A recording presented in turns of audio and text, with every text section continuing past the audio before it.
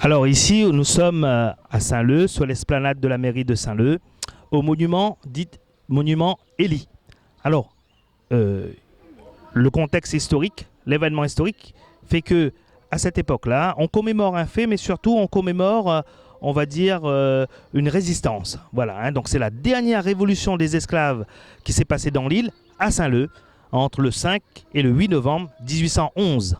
Alors voilà les faits, on est en plein contexte où l'île a été annexée par les Anglais, hein, de 1909 à 1809 à 1815. Et donc les Anglais, en arrivant dans l'île, à Saint-Leu notamment, donc a, on va dire, pris tous les armes des grands propriétaires terriens et donc a annexé l'île.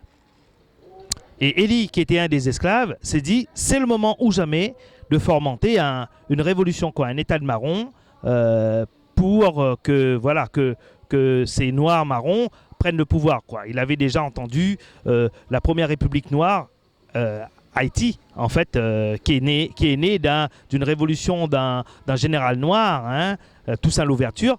Donc, c'est arrivé dans ses oreilles. Il s'est dit, il va faire pareil à Saint-Leu, dans l'île. Donc, par contre, on va dire que ce projet, en fait, qui a été mis sur pied par Élie et sa bande, a été dénoncé par un des leurs, un certain Figaro. Donc du coup, le projet a capoté et du coup, ils se sont fait piéger par, on va dire, certains propriétaires terriens, hein, qui étaient armés, eux.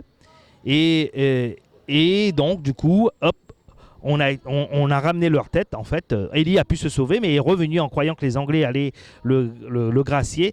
Donc, du coup, non, tout le monde a été condamné dans cet événement-là, à la grande cathédrale de Saint-Denis. Et donc, on voit sur le mur, pas mal ont été exécutés après, dans les mois qui suivent, sur les places des mairies.